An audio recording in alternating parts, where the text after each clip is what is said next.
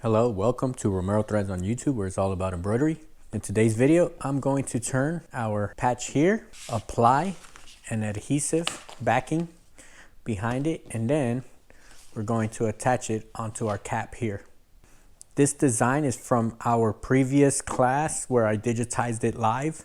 If you want to see how I digitized this patch here, I left the link down below on one of our previous live videos. All right, but now what I want to do, I want to take it one step further and turn this into a finished patch with the adhesive on the back and then attach it onto the hat.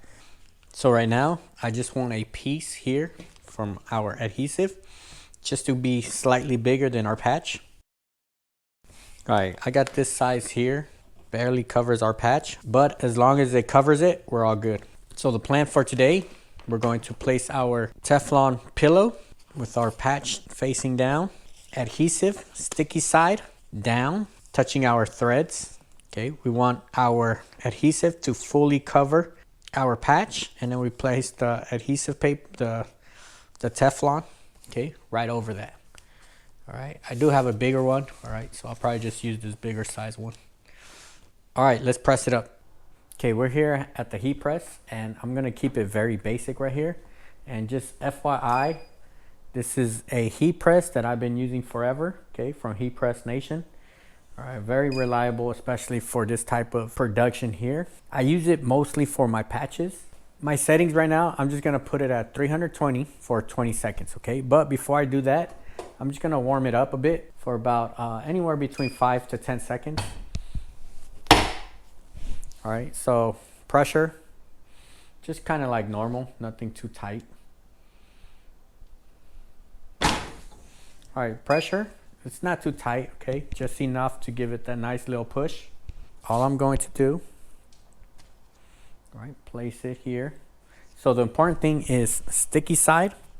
So you can tell which is the shiny side and the paper side. So you want shiny side down, touching your threads. Okay, that's the side that's gonna stick to your patch. So I'm gonna let it run. 20 seconds. Temperature is 320 degrees. All right, I've been using this temperature forever. This is what really worked for me. Once that's off, ready to go. Okay, what you want to verify, okay, it's still hot, so you got to be careful. You just want to verify that your patch actually was covered by the adhesive. All right, so okay, now let's go ahead and let's go cut our patch. Okay, I think we have a perfect angle here. Especially, I use this magnifying glass when I'm cutting. It just helps me see with the light, and it lets me zoom in and let me see my stitches. You put it at a certain angle and you could see the details of our stitches. All right, so what I want to do right now, I'm just going to give it a rough cut first. Okay, I gave it a quick rough cut just so it could be easier to work with when I'm cutting. And here, I'm going to use my Gingher. So notice this curve that I have here, right? Makes it a little easier to cut, okay? Especially when we're dealing with this type of rounded edges.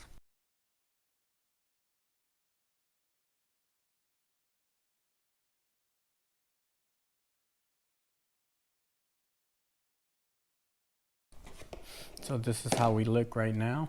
All right, so we do have some fraying on the edges, so let's take care of that. Okay, so right now, okay, you can see we got some fraying. So now I'm going to light up my edges. Now there's different ways that you can do this. You could just use a lighter, you could use a hot knife, use the edges of the hot knife to kind of warm this up. But I like to just use my propane tank here.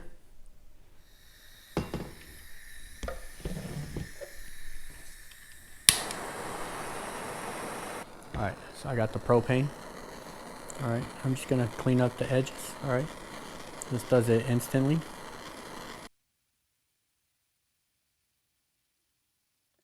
Okay, one thing to note, if you are using a propane torch, safety always first. Make sure you are in a well vented area. Okay, so here I have a very giant size patio door right behind me, and that you have a fire extinguisher just in case something happens.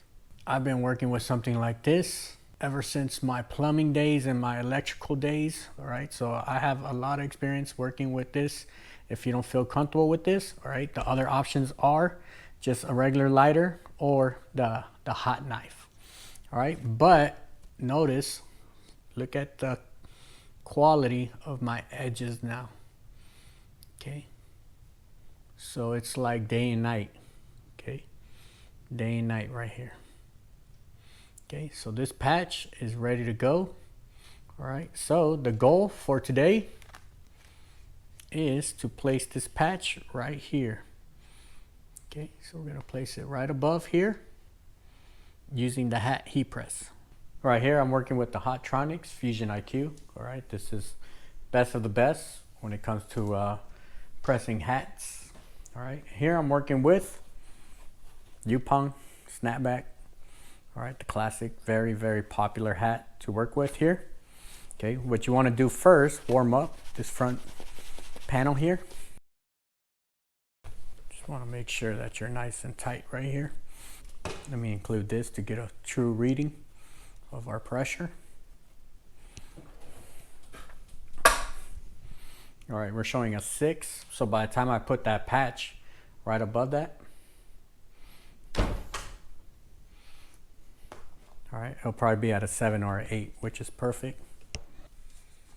So now I got my patch ready to go. All right, so now all we have to do is peel off the paper back.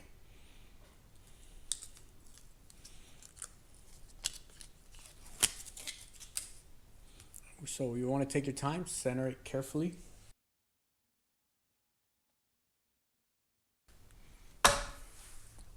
So right now our pressure is at a 7. So that's pretty good. We want to get a good pressure just because on hats, all right, just because our hat is kind of shaped in a cylinder type shape, our patches, right, they're not flat. So they're a little different. They want to pull outward. Okay, so by putting a good amount of heat and a good amount of pressure, all right, it's going to lock in.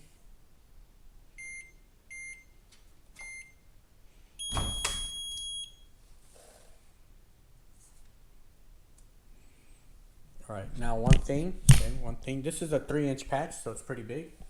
Okay, let me show you something up here. Okay, usually with a hat, it's going to leave like an open space. So let me show you what I'm talking about.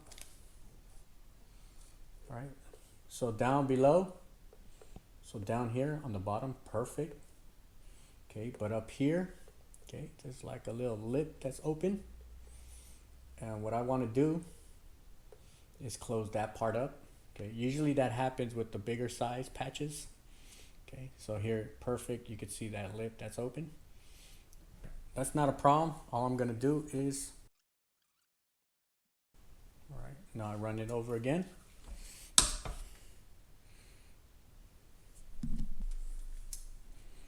Let's see if I can show you an angle here. Really, okay, I got the hat pointing a little bit forward than normal. All right, we should be good here. All right, so let's take a look. Okay, so far you want to look at these edges. Okay, all the edges. Looks nice and sharp. Okay. If you ever have a gap, this is the time where you want to fix it. Okay. The machine's still warm right here, right? You got the machine on, you got the hat ready to go. Okay. And you can tell if you got a good connection between the patch and the hat, because you would see some gaps here. Okay, but let's see.